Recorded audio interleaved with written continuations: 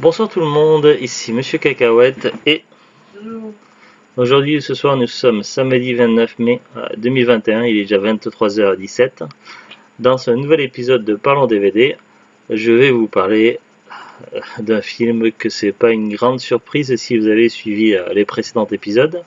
Hier soir on avait regardé Iron Man, le premier film de la phase 1 du Marvel Universe. Et donc ce soir on a regardé le deuxième film de la phase 1 du Marvel Universe, le film qui suit, l'incroyable Hulk. Alors, c'est Edward Norton ou c'est Hulk? C'est Edward Norton ou c'est Hulk? Il s'agit d'une édition collector, je sais pas si ça s'appelle pas lenticulaire ou je sais plus quoi.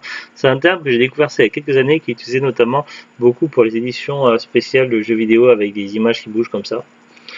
Lenticulaire ou je sais plus quoi. Bref, alors c'est le film incroyable Hulk, édition, donc là nous on a édition collector de DVD avec Edward Norton, Liv Tyler, Tim Ross et William Hurt, mais il y a d'autres acteurs là. Donc là ils citent pas tous les acteurs. Alors il faut resituer quand même dans le contexte. Il faut savoir donc que Hulk c'est un personnage qui fait partie des Avengers. Donc les Avengers au fil des années et des comics, donc des BD américaines.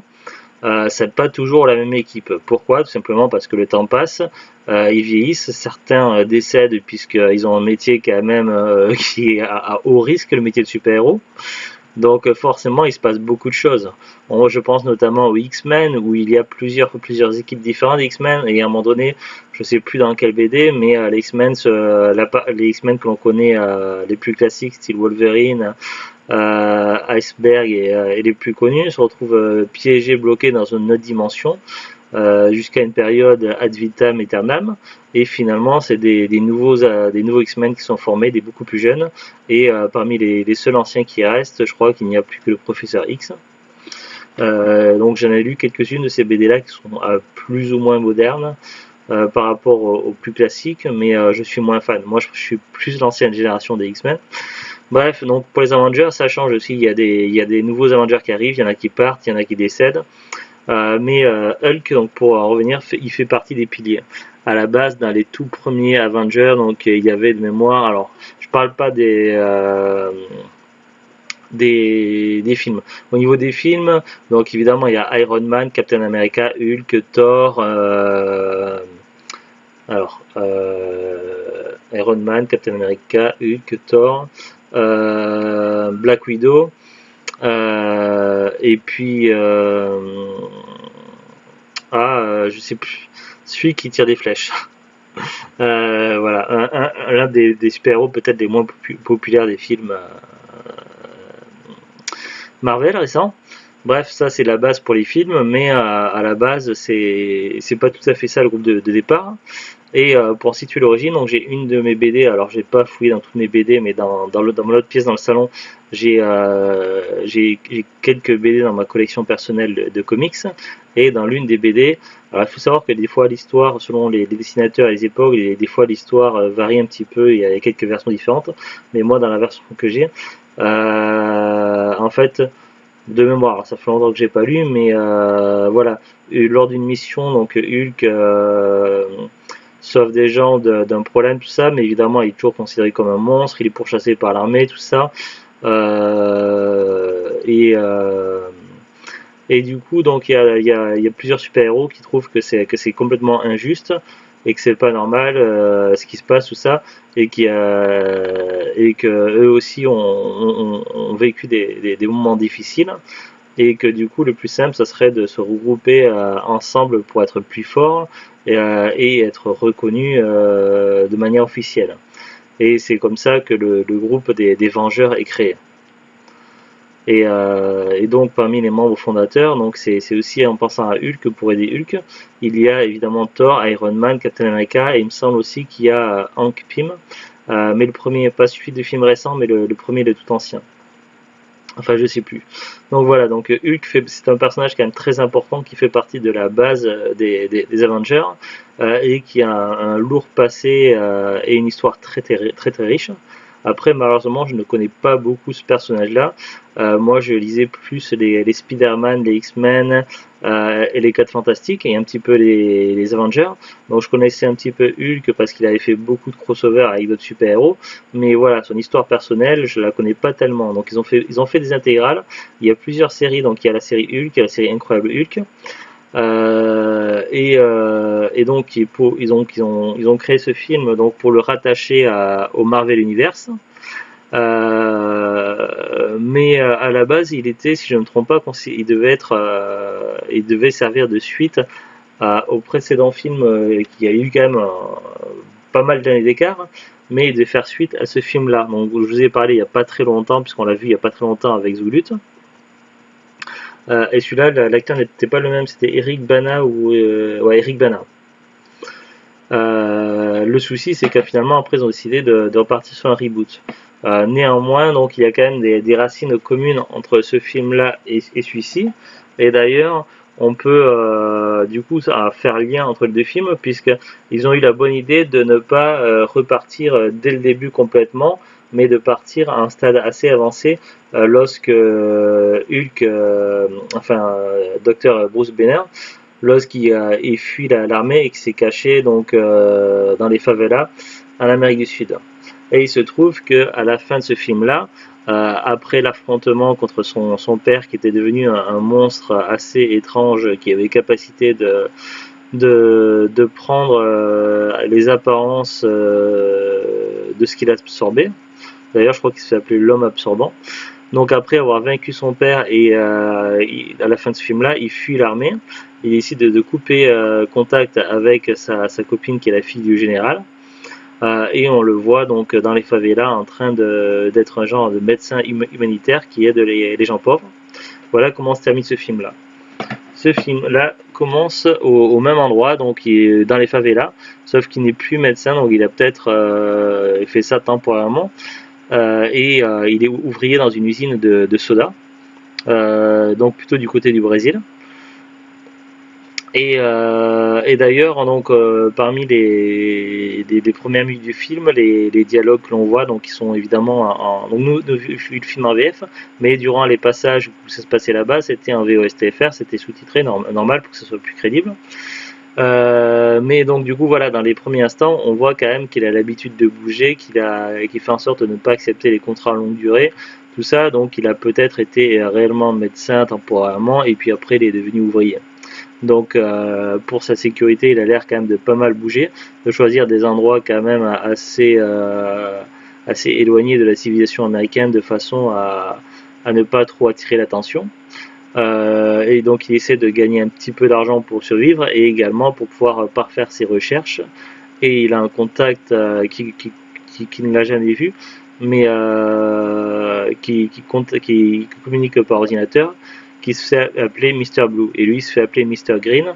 Et donc avec l'aide de son contact, qui est scientifique, il essaie de trouver un remède à son problème de transformation en Hulk. Donc voilà comment on commence le film.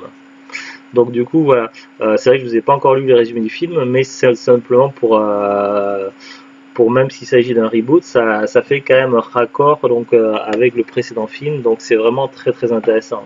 Donc même si c'est vrai qu'on est tenté de commencer le Marvel Universe à partir de Iron Man du début et de faire tout dans l'ordre, ça serait un peu dommage de voir ce film-là, l'Incroyable Hulk, sans avoir vu celui-ci, puisque bon, c'est vrai qu'il est un petit peu long, il y a certaines longueurs, il y a des moments où ils sont un petit peu voilà, il n'y a pas énormément d'action, et c'est vrai qu'il y a des moments où il n'est pas toujours très bien construit, il y a quelques longueurs dans ce film-là. Néanmoins, il est très intéressant et il est très riche et il permet d'apprendre beaucoup de choses sur Hulk et sur sa transformation. Alors que dans ce film-là, c'est déjà établi, donc tout ça, ça s'est déjà passé et ça nous est juste présenté vite fait en quelques images sans le son pour en accélérer au tout début, pour dire que voilà, c'est du passé. Donc voilà, c'est quand même intéressant d'avoir vu d'abord l'autre film Hulk avant de voir l'Incroyable Hulk, histoire d'être quand même bien fixé au niveau de l'histoire et de ne pas être perdu. Alors, de quoi parle ce film? Donc si je lis le synopsis, Bruce Banner se terre au Brésil à la recherche d'un remède pour se débarrasser de Hulk. Blonsky, soldat d'élite lancé à sa poursuite, se fait injecter un sérum expérimental. il devient l'abomination, un monstre aussi puissant qu'incontrôlable. Pour sauver New York de la destruction, Bruce doit libérer sa rage et laisser Hulk prendre le contrôle. L'incroyable Hulk, plus nerveux que le précédent opus, multiplie les scènes d'action spectaculaires avec une incroyable fluidité. Tim Roth, Reservoir Dogs. Il me semble qu'il a joué également dans un des personnages principaux dans la 3e série Stargate, qui était pas mal. Se lance aux trousses d'Edward Norton, Fight Club, et de Liv Tyler, le Seigneur des Anneaux, et nous entraîne dans une course-poursuite haletante des favelas brésiliennes jusqu'au cœur de Harlem.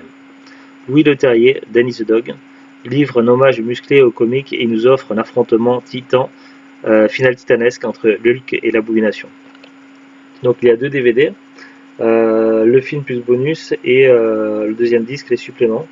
Dans les suppléments, il y a des scènes coupées et ouvertures alternatives, donc on n'a pas du tout regardé les bonus, mais ça pourrait être intéressant. Making of, Hulk se déchaîne, naissance de Hulk et de l'Abomination, des croquis, des interviews, etc. Dans le premier disque, il y a également dans les bonus, il y a des scènes coupées, des commentaires audio, avant-première, etc. Je vous montre comment ça se présente à l'intérieur. Donc c'est un fourreau. Et on a donc 2 disques. Donc c'est plutôt original parce que le premier disque, donc pour le film, ils ont choisi Hulk. Le deuxième film, ils ont choisi son adversaire, donc l'Abomination, donc pour les bonus. Donc c'est plutôt sympathique, c'est une édition assez belle. Alors pour résumer le film, sans non plus tout spoiler, alors évidemment il y a certains acteurs qui ont changé et du coup ça c'est un petit peu perturbant, notamment l'acteur qui joue Hulk. Donc cette fois-ci c'est Edward Norton qui joue Hulk et Bruce Banner, alors qu'avant c'était Eric Bana. Alors il faut savoir que Eric Bana était vraiment voilà. Alors Edward Norton c'est un acteur que j'aime beaucoup et que je trouve vraiment génial dans beaucoup de films, mais au niveau de la carrure tout ça, je trouve qu'il n'a pas spécialement le profil pour jouer Bruce Banner ou Hulk. Alors que Rick Bana était vraiment, pour moi, était vraiment le personnage idéal pour incarner le héros de BD. Donc voilà, donc la transition m'a un petit peu perturbé. Je crois que certains acteurs ont changé, peut-être pour le général et pour la fille du général, je suis pas sûr, j'ai un doute. Mais voilà, donc c'est surtout le choix d'avoir pris Edward Norton pour jouer Bruce Banner alias Hulk qui était assez étrange. Mais après on s'y fait vite. Donc voilà, donc comme je l'ai dit tout à l'heure, donc il travaille dans une usine, il cherche une solution. Le souci c'est qu'après un petit accident qui a lieu dans l'usine, une goutte de sang tombe sur une bouteille de soda, ce qui sera l'occasion de voir le petit le petit caméo de Stanley. Ce qui permettra donc aux militaires américains de retrouver la trace de Bruce Banner, et donc du coup ils vont recommencer leur traque. Alors le général et les militaires en ont principalement après lui, surtout parce qu'ils cherchent à créer un soldat parfait, et donc pour eux c'est le cobaye idéal, et ils veulent faire des recherches sur lui. Sauf que Bruce Banner ne veut pas être un cobaye et il veut mettre un terme à tout ça. Donc voilà, c'est un petit peu le jeu de la chasse et la souris. Donc il va y avoir une scène dans les favelas avec une scène d'action et puis un soldat qui nous est présenté comme un soldat russe militaire qui est amené là pour aider et qui va être à la tête de l'escouade qui va traquer donc Bruce Banner. Finalement, après cet échec, donc le soldat va poser beaucoup de questions au général, et le général va avouer donc que Bruce Banner ne sait pas tout, et qu'ils ont également des recherches qui ont été faites de leur côté. Et donc du coup, pour que ce soldat-là soit plus efficace dans sa traque de Bruce Banner alias Hulk, ils vont s'en servir comme cobaye et lui faire des éjections de sérum plus ou moins similaires, mais sans avoir toutes les données. Et donc du coup il va se transformer en super soldat, donc il sera pas évidemment aussi monstrueux en premier temps que Hulk, ni de la même envergure, mais il va être beaucoup plus puissant. En parallèle, donc Bruce Banner a un petit peu de mal à avancer dans ses recherches et il va devoir finalement récupérer des données donc aux États-Unis dans le labo, tout ça, pour pouvoir les transmettre à Mr. Blue, à son contact, de façon à trouver une solution. Ce sera l'occasion pour lui de revenir à la civilisation et de retomber donc sur son ancienne copine, la fille du général, et du coup ça va être tout un bazar, sachant que la fille du général est pas très voilà, par rapport n'est pas trop d'accord avec la façon dont son père gère tout ça. Donc il y a des conflits familiaux également, donc c'est tout un bazar pas possible. Et puis également Bruce Banner, il doit se réfréner et faire attention à contrôler ses émotions ainsi que son adrénaline, parce que si donc il utilise une montre pour ça, et si l'indicateur atteint un certain niveau, je crois que c'est le niveau de 200, truc comme ça, il se transforme en incroyable Hulk. Donc c'est quand même pas mal de choses à gérer. Je m'y perds, je suis désolé. On a vu le film tout à l'heure, mais c'est pas évident à résumer. Et puis finalement, donc il y a la rencontre avec ce Mr. Blue, qui est un scientifique. Alors c'est marrant parce que c'est un scientifique qui fait penser un petit peu, penser au professeur Red Richards des 4 Fantastiques. D'ailleurs, il y a plusieurs choses qui font penser. Notamment, il a un labo, il a une certaine façon de parler. Il est également habillé en bleu, donc la combinaison bleue qui ressemble beaucoup à la combinaison des 4 Fantastiques. Donc on aurait presque pu imaginer un crossover avec les 4 Fantastiques. Le souci, c'est qu'à l'époque, les 4 Fantastiques, c'était la Fox qui avait les droits, donc Marvel ne pouvait pas utiliser les 4 Fantastiques. Donc du coup, ils ont donné un autre nom à ce docteur-là. Et ce docteur-là qui avait fait des recherches évidemment en parallèle, et c'est ce qui va également servir à l'autre super soldat à devenir encore plus monstrueux, puisqu'il va utiliser un sérum basé sur le sang de Hulk. Et donc du coup, ce super soldat qui aura complètement perdu tout contrôle et qui sera devenu dans un certain sens maléfique. Donc du coup, il va être un gros problème. Donc l'armée ne va plus pouvoir, va être incapable de gérer la situation. Et donc ils vont devoir s'en remettre à Hulk, alors qu'il le pourchassait. Donc ce qui est assez ironique. Et donc du coup, le film va se terminer quelques temps après l'affrontement final entre Hulk et l'abomination. Et puis après, il va reprendre le cours de sa vie, il va partir de nouveau comme fugitif. C'est ça aussi, il me semble, dans les BD aussi, le problème de Hulk, il a toujours été fugitif, et le fait d'avoir été de créer les Avengers, tout ça, le fait qu'ils soient tous reconnus officiellement, du coup ça permettait également à Hulk de ne plus être fugitif et d'avoir une maison. Donc là, sa maison, c'était le QG des Avengers. Donc voilà, c'était aussi une des raisons qu'ils avaient servi dans la BD à créer le groupe des Avengers. Donc c'était principalement pour Hulk, c'est pour ça que j'en parle. Alors n'attendez pas jusqu'à la fin du générique, il n'y a pas de scène post-générique. Alors c'est vrai qu'habituellement dans les films Marvel, il y a des scènes soit post-générique, soit au milieu du générique, soit à la fin, mais là même à la fin, il n'y a rien du tout. Par contre, tout à la fin du film, avant le générique, on a quand même un contact avec l'extérieur. Donc cette fois-ci, donc il n'y a pas d'agent Coulson, pas de Shield, pas de Nick Fury, mais c'est Tony Stark qui vient à la rencontre de Bruce Banner et qui lui dit qu'ils veulent le recruter, qu'ils ont besoin de lui. Donc ça sous-entend que Tony Stark a accepté la proposition de Nick Fury et qui fait partie à présent du Shield. Sauf que de mémoire, après, ça fait un moment que j'ai pas vu le deuxième film Iron Man, mais il me semble que de mémoire que Tony Stark va rester pendant un long moment sceptique et il va être très difficile à recruter. Donc est-ce qu'ils n'ont pas mis un petit peu la charrue avant les bœufs? Ça, c'est un autre problème. Alors on va regarder maintenant la fiche Wikipédia. L'incroyable Hulk, The Incredible Hulk, est un film américain réalisé par Louis Leterrier, sorti en 2008.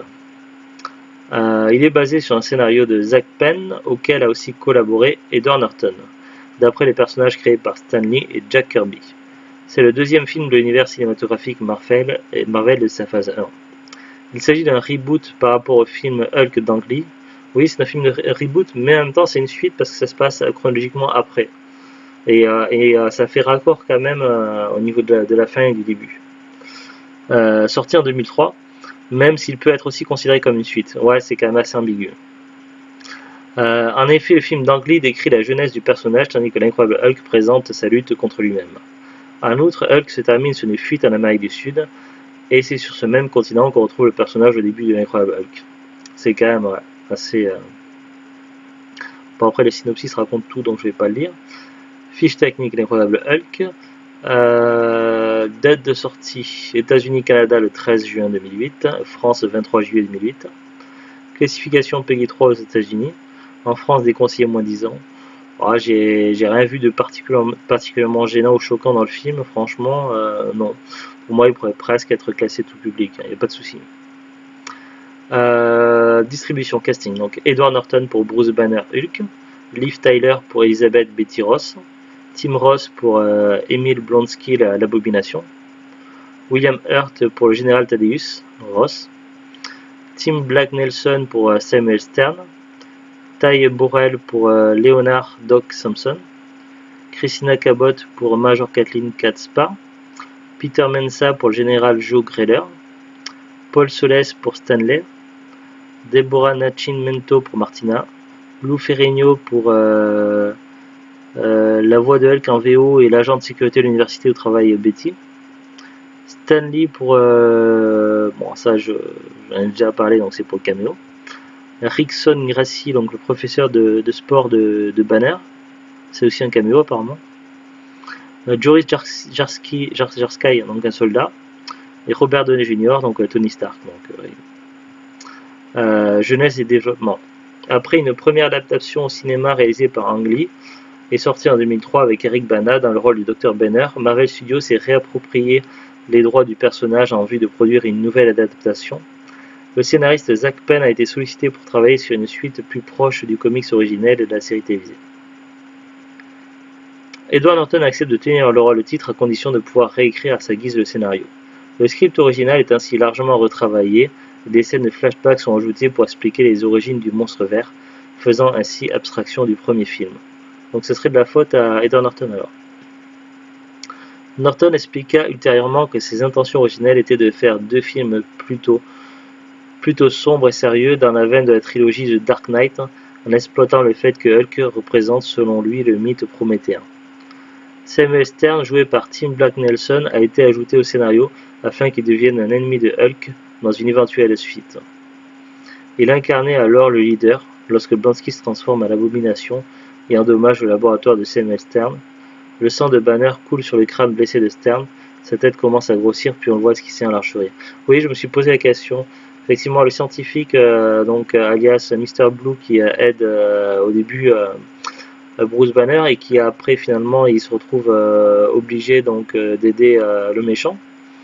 Il est gravement blessé, mais on voit qu'une goutte de sang entre en contact avec son sang lui, et que du coup on voit son crâne bouger, se moduler comme s'il était en train de muter.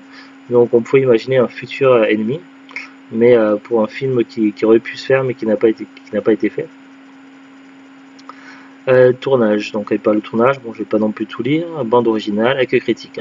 Sorti en salle le 13 juin 2008, sur le continent nord-américain, l'incroyable Hulk a été en général bien reçu par les critiques pour son retour aux sources de super-héros, la qualité des effets spéciaux et le jeu d'Edward Norton. Sur l'agrégateur américain Rotten Tomatoes, le film récolte 67% d'opinions favorables pour 231 critiques, soit 6 points de plus que Hulk d'Ang Lee sorti en 2003. C'est pas mal. Sur Metacritic, il obtient une note moyenne de 61 sur 100 pour 38 critiques. En France, le film obtient une note moyenne de 3,4 sur Allociné, sur 22 titres de presse. Ouais, mais Allociné, c'est toujours pareil. Les résultats sont toujours les mêmes pour n'importe quoi, donc ça change pas grand-chose. C'est pas très fiable comme truc pour voir là, si un film est intéressant ou pas. En plus, c'est que des titres de presse qui participent aux notes et prennent pas en compte les autres critiques. Donc, bon, je sais. Après, je suis mal placé pour parler, donc je n'y connais rien, mais voilà, ça n'a pas l'air de fonctionner de la même façon que Metacritic ou Rotten Tomatoes. Box office aux États-Unis, 134 806 913 $. En France, 1 022 793, ce qui est quand même beaucoup. Au total, 264 770 996 $ d'entrée. L'Incroyable, qui est le troisième plus gros succès du réalisateur Louis Leterrier, le 21e de l'année. Après, ça parle des influences. Bon, après, je vais pas tout lire, mais c'est très intéressant tout ça. Ça parle également des téléfilms, parce qu'il y a aussi des films qui sont pas au cinéma, mais qui existent en DVD, en film, mais c'est des téléfilms. J'en ai quelques-uns en DVD, mais je les ai pas tous. Après, ça parle des références à la série télé. Donc dans le film, il y a des références et des hommages à la série télé. Alors on va regarder par contre les références à l'univers Marvel. Pendant le générique du début, des coupures de presse montrent les noms de Stark Industries, de Nick Fury, directeur du SHIELD, de Rick Jones et de Doc Samson. Le sérum du super soldat utilisé pour Blonsky l'Abomination est celui qui a transformé Steve Rogers en Captain America. Ah, ouais. Pas lorsqu'il est transformé en super monstre à la fin, mais au début lorsqu'il est transformé en super soldat. D'accord. Par ailleurs, dans la scène d'ouverture alternative, on peut voir Bruce Banner dans un lieu enneigé, et lorsqu'il se transforme en Hulk, la glace laisse apparaître le bouclier de Captain America. Donc ça, on les a pas vus, ça, les scènes alternatives. Lorsque Bruce retourne aux États-Unis, il loge dans une pizzeria qui se nomme Stanley, en référence à Stanley. Oui, on s'est posé la question avec Zogut. C'était perturbant. L'adresse mail de Dr Samuel Stern est sst3rns62@greyburncollege.net. Bon, après, tout ça c'est pour dire Stern et pour dire l'année également pour 1962 pour l'année de la première apparition de Hulk dans les bandes ciné. Pour le DVD, le film est sorti en DVD Blu-ray le 23 janvier 2009 chez M6 Vidéo. Le film, contrairement aux productions MCU, n'est pas disponible sur Disney+, du fait que Universal Pictures détient les droits de distribution. Alors, il me semble qu'il y a au moins 2 éditions différentes de ce DVD-là. Moi, j'ai l'édition collector de DVD. En tout cas, sur Amazon, j'ai vu 2 fiches différentes.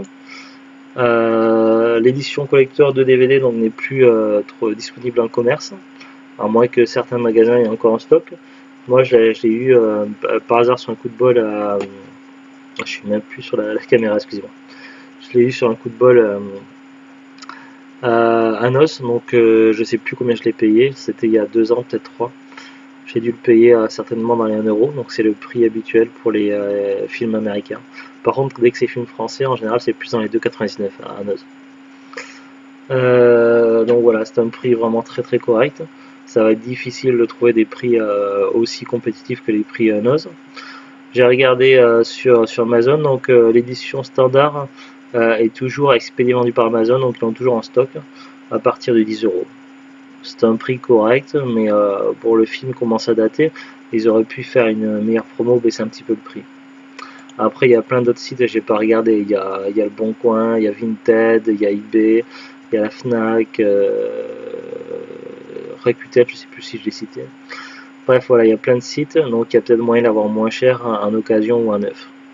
Après, selon vous. Mais en tout cas, voilà, si vous voulez faire toute le Marvel Universe, vous êtes obligé de passer par Hulk, l'incroyable Hulk. Donc voilà. En tout cas, c'est le deuxième film à voir dans la phase 1, juste après Iron Man. Voilà, voilà. Sur ce, donc, on vous dit à très bientôt, un beau week-end et au revoir. Au revoir.